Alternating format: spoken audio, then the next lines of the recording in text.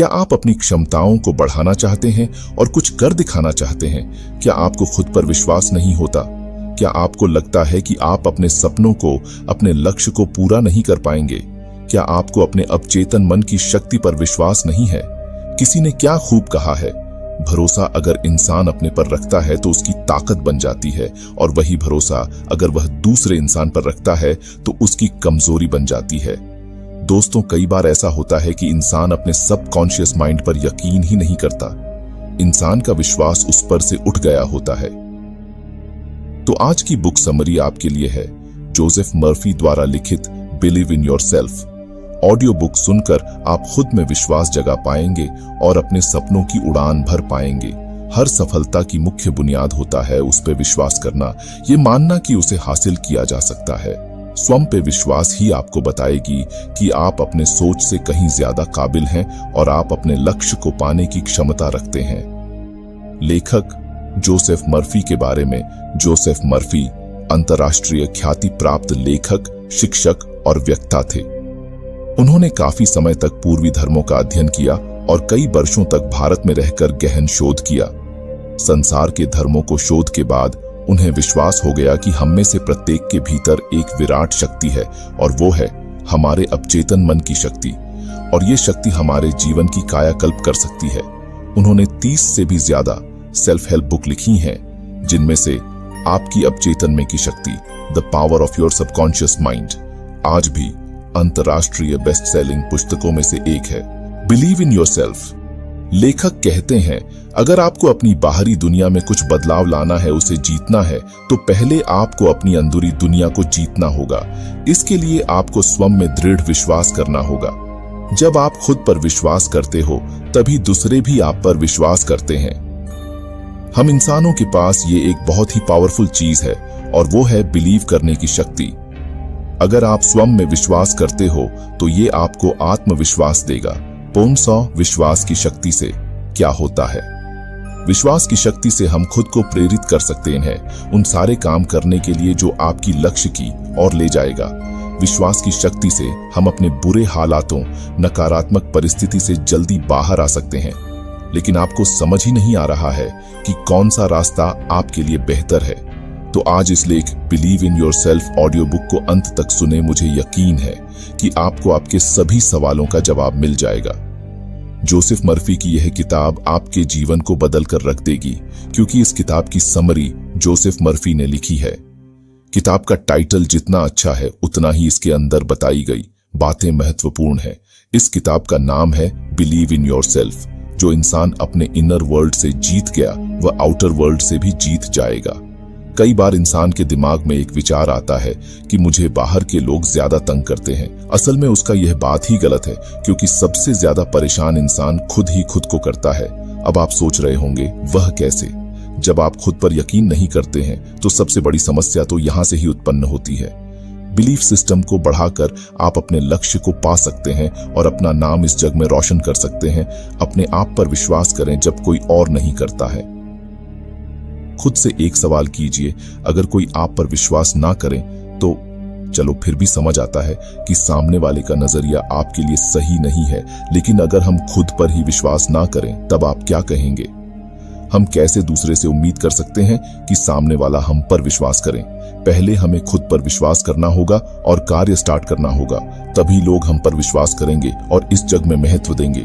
Power of confidence, आत्मविश्वास की शक्ति। बहुत लोग अगर आपको कहते हैं कि तुम नहीं कर सकते और तुम्हें यहां बात कबूल कर ली है, तो यकीनन आप कोई कार्य नहीं कर सकते। लेकिन अगर आप अपने मन में कहते हैं कि मैं कार्य कर सकता हूं और पूरे विश्वास के साथ आप कार्य करना शुरू करते हैं, तो यकीन मानिए वह कार्य आप कर भी लेंगे और दुनिया को दिखा देंगे कि तुम गलत हो, मैं नहीं। इसे कहते हैं, यहां शक्ति का इस्तेमाल आप तब तक नहीं कर पाएंगे जब तक आप अपने आप पर यकीन ना करें। इसलिए दोस्तों, अपने अंदर की शक्ति को पहचानें और आगे बढ़े। काम बड़ा नहीं लेकिन बहुत फायदेमंद वाला है। जब इंसान हमें देखने का नजरिया बदलता है, चीजों को समझता है और नए ढंग से कार्य करने का निर्णय लेता है, तो उसे चीजें समझ भी आती है और वह आगे बढ़ते भी जाता है। जब आपके मन में यहाँ विश्वास आ जाता है कि हाँ मैं कर पाऊंगा, हाँ मैं आगे बढ़ सकता हूँ, तब एक अलग सा विश्वास आपके अंदर उत्पन्न होता है।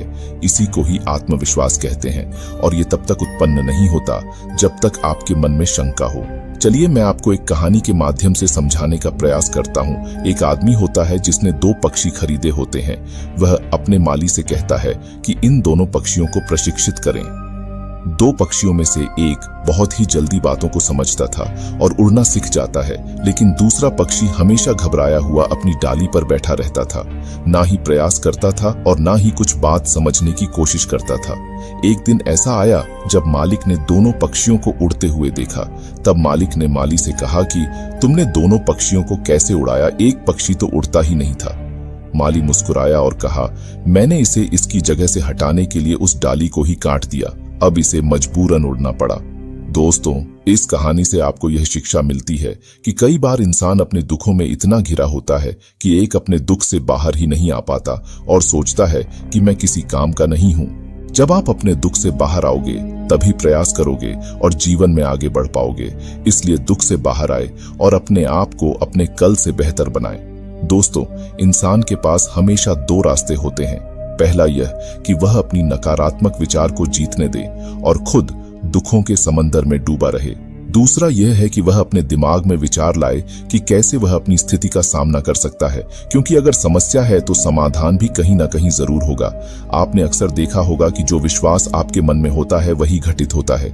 इसका मतलब साफ है कि हमारा दिमाग सच्चे और झूठे सपने में अंतर नहीं कर पाता, वह सपने को सच मान लेता है। यदि आप लक्ष्य को पाना चाहते हैं तो अपना लक्ष्य अपने दिमाग में लाएं और कल्पना करें कि वह लक्ष्य आपने प्राप्त कर लिया है। लक्ष्य को प्राप्त करने के बाद आप कैसे अपना जीवन व्यतीत कर रहे हैं, आपके पास क्या क्या सुविधाएं हैं। जब आप बार बार कल्पना करेंगे तो आपका दिमाग उस बात को सच मानेगा और यकीन मानिए, जिस बात को दिमाग सच मान लेता है वह वास्तविकता में बदल जाती है। सारा खेल दिमाग का है। जब आपका दिमाग मान जाता है कि यह बात सच है तो वह बात सच हो जाती है। नकारात्मक विचार से अपने दिमाग को गलत राह में ना लेकर जाए, बल्कि उस रास्ते में अपने दिमाग को लेकर जाएं जिस पर आप चलना चाहते हैं। पहले मैंने आपको पक्षियों की एक कहानी सुनाई, अब आपको एक बात और बताता हूं जिससे आपको लगेगा कि बात में दम है। अगर आप किसी जानवर को तालाब में डाल दोगे तो वह तैर कर बाहर आ जाएगा, लेकिन अगर आप किसी इंसान को तालाब में डाल दो तो वह डूब जाएगा, क्योंकि उसके मन में यह विचार आता है कि मैं तो तैरना जानता ही नहीं, तो मैं तालाब कैसे पार कर सकता हूं। जैसे ही नकारात्मक विचार इंसान के मन में आते हैं, वह अपने आप को हारा हुआ महसूस करता है, जिससे उसकी असफलता की शक्ति बढ़ जाती है और सफलता हाथ से निकल जाती है। इसलिए दोस्तों, पहले अपने अंदर से नकारात्मक विचार को बाहर निकाले, तभी आप जीवन में आगे बढ़ पाएंगे। जिस दिन आपने अपनी नकारात्मक विचार को बाहर निकाल दिया, उस दिन से आपकी दृष्टिकोण बदल जाएगी। Your feeling are your biggest weapon. आपकी फीलिंग ही आपका सबसे बड़ा हथियार है। लेखक का कहना है, जब भी आप अपने गोल के बारे में सोचते हैं और उसकी कल्पना कहते हैं, तो सबसे महत्वपूर्ण होता है कि आप अपने गोल के साथ अपने इमोशंस को कनेक्ट करें। फीलिंग्स और इमोशंस जब दोनों इकट्ठे होते हैं तब इनकी पावर बढ़ जाती है। लेकिन अब फैसला आपको करना है कि कैसी फीलिंग और इमोशंस आपको अपने गोल के साथ जोड़ने हैं। कुछ लोग रॉन्ग फीलिंग और रॉन्ग इमोशन को कनेक्ट करते हैं और सोचते हैं कि बेहतर रिजल्ट प्राप्त कर लेंगे। ऐसा होने से रहा। अच्छा परिणाम तभी मिलेगा जब आपकी फीलिंग सही हो और उसके साथ आपने सही इमोशन को कनेक्ट किया हो। गोल चाहे कितना भी चैलेंजिंग क्यों ना हो, आपके इमोशंस और फीलिंग के सामने छोटा नहीं लगना चाहिए। जिस इंसान के अंदर बर्निंग डिजायर होती है, वह इन 2 हथियारों का इस्तेमाल बहुत अच्छे से करना जानता है। फीलिंग और इमोशन की सहायता से आप अपने सबकॉन्शियस माइंड को संकेत देते हैं कि यहां कार्य मैं कर सकता हूं और भविष्य में मेरा जीवन ऐसा रहेगा।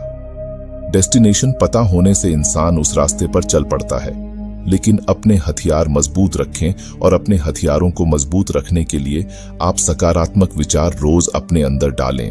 अनुशासित या नियंत्रित कल्पना, डिसिप्लिन्ड और कंट्रोल्ड इमेजिनेशन। लेखक ने एक बिजनेसमैन से मुलाकात की।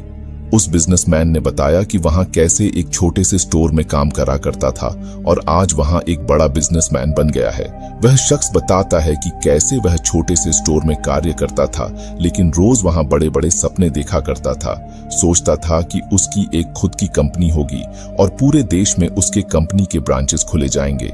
वह व्यक्ति रोजाना अपने सपने को विजुअलाइज करता था और यहाँ कार्य वह सिर्फ एक दिन नहीं बल्कि रोजाना किया करता था। जब भी वहां विजुअलाइजेशन करता था तो वह अंदर से पॉजिटिव एनर्जी महसूस करता था, जिसके जरिए उसे काम करने की और इच्छा होती थी।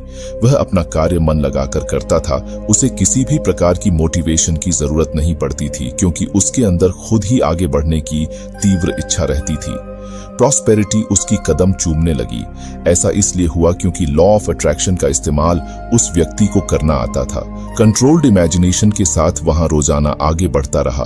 कंट्रोल्ड इमेजिनेशन का इस्तेमाल करके आप अपने सपनों को वास्तविकता में बदल सकते हैं। कंट्रोल्ड इमेजिनेशन को डिसिप्लिन इमेजिनेशन भी कहते हैं। इस तकनीक का इस्तेमाल करते वह बिजनेसमैन जब तक जिया तब तक अपने सारे सपनों को पूरा किया। वह बिजनेसमैन लेखक से कहता है कि बहुत आसान है अपने आप को असफल व्यक्ति के रूप में देखना, लेकिन उतना ही आसान है अपने आप को एक सफल व्यक्ति के रूप में देखना। फर्क सिर्फ अपनी दृष्टिकोण का है। ऑथर खुद एक ड्रीमर है। उन्हें मालूम है कि अपनी फीलिंग और इमोशन से कारण वहां जो प्राप्त करना चाहते हैं वह कर सकते हैं। फीलिंग और इमोशन की सहायता से आप अपनी इमेजिनेशन को कंट्रोल कर सकते हैं। जब आप इतना कार्य कर लेंगे तो डर भी आपके सामने आने से डर जाएगा। फीलिंग में ऐसी पावर है जो आपको अपने लक्ष्य की ओर ले जा सकती है। भविष्य में अपना सपना साकार करते हुए देखना चाहते हैं तो अपने लक्ष्य के प्रति हमेशा ईमानदार रहें। और जो बात लेखक ने आपको बताई है कि फीलिंग और इमोशंस का इस्तेमाल करते हुए आपको कंट्रोल्ड इमेजिनेशन की पावर को यूज करना है, और फिर क्या आप मनचाहा रिजल्ट आप पा सकते हैं।